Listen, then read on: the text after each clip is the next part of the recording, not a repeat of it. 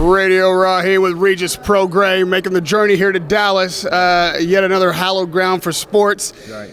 You just had what can arguably be called Fight of the Year, Right. 2019. Obviously, it didn't come out quite the way you wanted. You still feel like you won the fight. Right. How eager is it? How eager are you to get back in the ring and kind of erase that last fight out of your mind and just move forward with your career? Exactly what you said, man. You just want to go, get back on the winning streak, and what better is it to do with, a dangerous opponent. Maurice Hook is a former world champion, so it's one thing to get back on the winning streak with, with a no-name opponent, but for me, I want to do with a name opponent to, a former world champion to, to basically prove myself.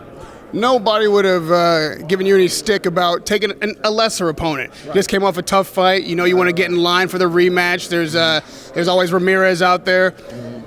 What is it about you that says, you know what, I want to take the next toughest guy I can get? That's what I want, man. Like, if you look at my record for the last, 2 years, all I've been fighting is world champion, former world champion, all undefeated fighters. And that's all I want, At the end of the day, we have in boxing, we have a short period of time. And so you have to stay relevant by fighting good fighters. You can't just keep fighting bums, like they call it. Nobody is a bum in the ring. We know that, but you can't keep fighting no-name opponents and stuff like that. And I know, when you get a belt, you have to fight mandatories, and sometimes that get mixed up and stuff. But I want to fight the biggest fights. That's what I want to do. So this is the biggest fight possible at this stage of my career, and that's why we took it. You and Maurice obviously are both going to want the W. You're both going to have a bit of a chip on your shoulder, but you coming off, again, what could arguably be the fight of the year last year. How much of a statement do you need to make in this fight to let people know that not only are you still in the elite class, but you're arguably still the best as you see it? Right. I mean, that's just like you said, man. I have to dominate. I have to dominate and to let everybody know, I am the best. I'm still the best in this division, and then, hopefully that'll set me up for bigger fights, either Josh Taylor, Jose Ramirez, or either, like I said, even bigger is the Mikey Garcia and Jesse Vargas winner. Are you taking anything from the experience with the Josh Taylor fight forward? Did you learn any lessons there that you can apply in this next fight? I mean, I learned so much just about me and myself and what I can go through and what I can experience. Listen, when I went to London, it was just when I went there, it was a setup for the kill. It was for me, it was like a sacrificial lamb going to the wolves' den. That's what I did. I went to the slaughterhouse, and I came out like I came out. I didn't get a decision. I still thought I won, but I didn't get a decision. But I went a whole nother, you was there, right? Yeah. They call it the fucking wolves' den, right? Over 20,000 people there, and it was all against me. So now I know what kind of character I have. I know what I can go through. Now you cannot, they can't break my spirit now. They couldn't even break my spirit there. And then even after the fight, all the people telling me I won and stuff. So, yeah, I mean, I just took that. I took that experience, and it made me way, way stronger. And even and that's the psychological side. Now on the physical side, it's things that I did in the fight that I shouldn't have did. And now, I'm gonna take those steps and don't make the same mistakes. Well, talk about a wolves' den. If this fight, like you said you're looking at the winner of Garcia and Vargas. Garcia has said that he is open to coming down to 140. Of course. That's a hell of a wolves' den for you, right. If you look at that fight. How do you see yourself matching up against a fighter like Mikey Garcia? I mean, I want the biggest fights, man. Mikey's, I think Mikey is a great fighter, and that's what I want. I definitely, it's just a fight that I want. I talked to Robert. Me and Robert actually his brother was in Colombia together, and we was talking about, either get him or Ramirez or whoever, So that's who I would, try to. Granted, after this fight, try to get the win of those two. Were you in front of a television at ringside last Saturday night for Deontay Wilder and Tyson Fury? I wasn't in front of it. No, I wasn't. No. You must have seen it by now. What? The fight.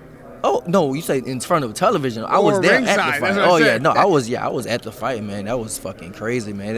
Like I said, man, I just think that was his, that was just his night, man. No matter what, that was his night. He was so confident, and sometimes when people have that confidence, you just can't take it away from him. And he was just so confident going to the fight.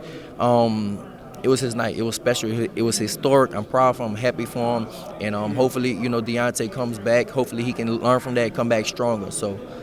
But What would your advice be if there's a third fight? What would Wilder need to do differently to best Tyson Fury this time out? I mean, I think he got to get his skills better. You know, like the thing is, like with him, he got the big right hand. We know that. We know he has the big right hand. It's been working. So sometimes if something been working for so long, why change it? Why fix it? Same thing in my training camp. If this shit been working, we've been doing this shit. It might be wrong, but if we've been doing it for so long, if it's not broke, don't fix it. So now, if something you feel like it broke a little bit, now it's time to fix it. Same thing with Deontay Wilder. You know, now you can't just be a one-trick pony no more. You know, I know Teddy Ellis said the same thing. He said, you know, Deontay Wilder, you know, he's never been a good fighter for me. He just got that one big punch, you know. So now I think that he has to go out there and improve on, you know, just the overall boxing, you know.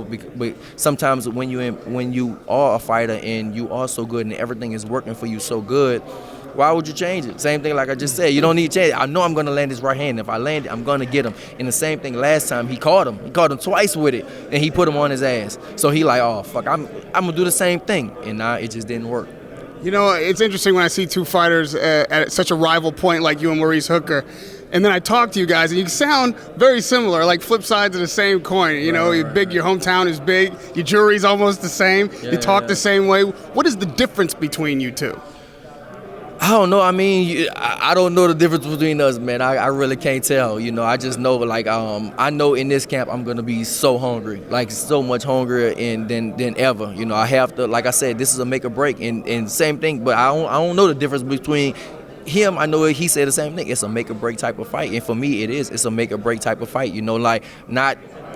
It's literally, but not literally, a little bit, you know, because the person that wins will definitely go on to a way higher platform, and the person that loses will probably stay on the same platform or drop a little, just drop a little bit, you know. So for me, that's why I'm in boxing. I want to fight the best, and you know, I just can't wait for the fight.